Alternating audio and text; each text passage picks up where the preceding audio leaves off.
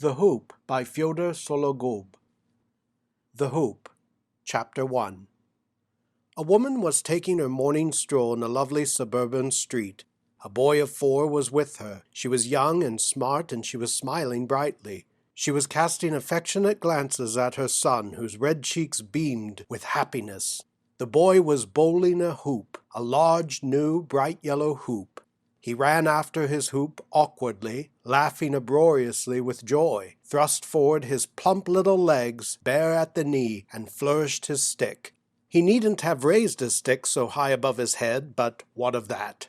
What happiness! He had never had a hoop before. How briskly it made him run! And nothing of this had existed for him before. Everything was new to him, the streets in early morning, the merry sun, and the distant din of the city. Everything was new to the boy, and joyous and pure.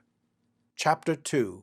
A shabbily dressed old man with coarse hands stood at the street crossing. He pressed close to the wall to let the woman and the boy pass. The old man looked at the boy with dull eyes and smiled stupidly. Confused, sluggish thoughts struggled within his almost bald head. "A little gentleman," said he to himself, "quite a small fellow, and simply bursting with joy. Just look at him cutting his paces." He could not quite understand it, how it seemed strange to him. Here was a child, a thing to be pulled about by the hair. Play is mischief. Children, as everyone knows, are mischief makers.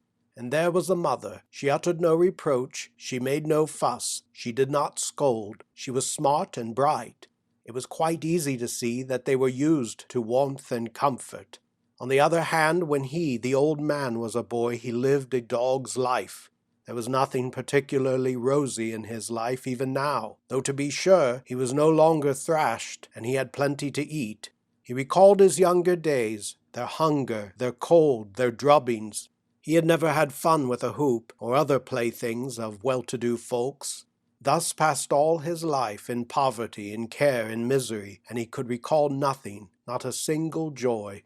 He smiled with his toothless mouth at the boy, and he envied him. He reflected, what a silly sport! But envy tormented him. He went to work, to the factory where he had worked from childhood, where he had grown old. And all day he thought of the boy. It was a fixed, deep-rooted thought. He simply could not get the boy out of his mind. He saw him running, laughing, stamping his feet, bowling the hoop. What plump little legs he had, bared at the knee. All day long, amid the din of the factory wheels, the boy with the hoop appeared to him, and at night he saw the boy in a dream. Chapter 3. Next morning his reveries again pursued the old man. The machines were clattering, the labor was monotonous, automatic, the hands were busy at their accustomed tasks, the toothless mouth was smiling at a diverting fancy. The air was thick with dust, and under the high ceiling, strap after strap, with hissing sound, glided quickly from wheel to wheel, endless in number. The far corners were invisible for the dense escaping vapors. Men emerged here and there like phantoms, and the human voice was not heard for the incessant din of the machines. The old man's fancy was at work. He had become a little boy for the moment. His mother was a gentlewoman, and he had his hoop and his little stick. He was playing, driving the hoop with a little stick. He wore a white costume. His little legs were plump, bare at the knee. The days passed. The work went on. The fancy persisted. Chapter 4.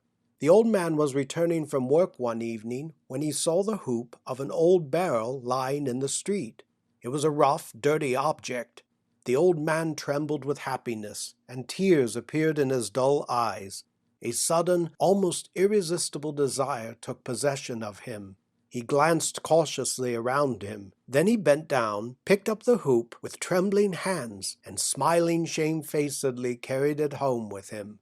No one noticed him, no one questioned him. Whose concern was it? A ragged old man was carrying an old battered, useless hoop. Who cared? He carried it stealthily, afraid of ridicule. Why he picked it up and why he carried it, he himself could not tell. Still, it was like the boy's hoop, and this was enough. There was no harm in it lying about. He could look at it, he could touch it. It would stimulate his reveries. The whistle and turmoil of the factory would grow fainter, the escaping vapors less dense. For several days the hoop lay under the bed in the old man's poor, cramped quarters. Sometimes he would take it from its place and look at it. The dirty gray hoop soothed the old man, and the sight of it quickened his persistent thoughts about the happy little boy. Chapter 5. It was a clear, warm morning, and the birds were chirping away in the consumptive urban trees somewhat more cheerfully than usual. The old man rose early, took his hoop, and walked a little distance out of town. He coughed as he made his way among the old trees and the thorny bushes in the woods. The trees, covered with their dry, blackish, bursting bark, seemed to him incomprehensibly and sternly silent. The odors were strange, the insects astonishing, the ferns of gigantic growth.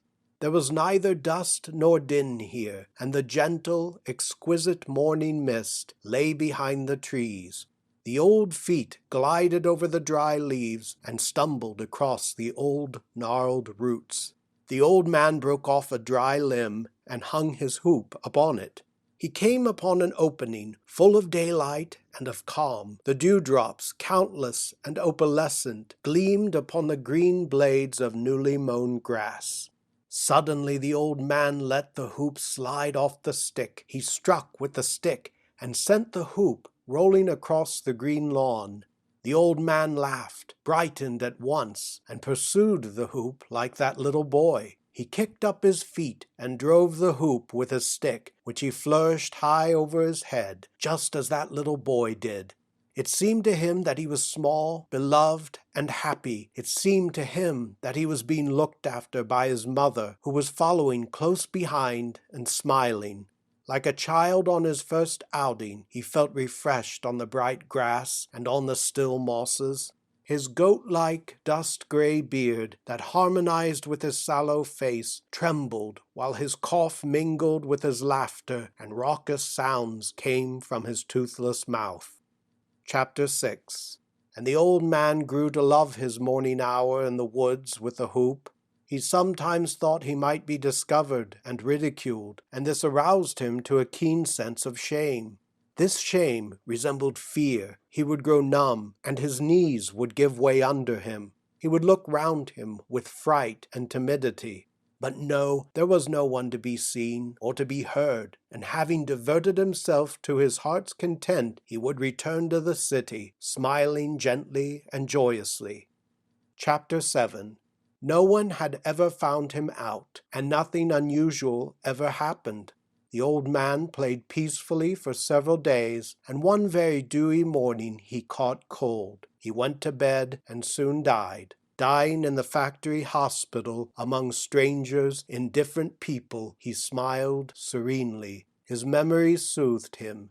He too had been a child. He too had laughed and scampered across the green grass among the dark trees. His beloved mother had followed him with her eyes. End of The Hoop by Fyodor Sologub.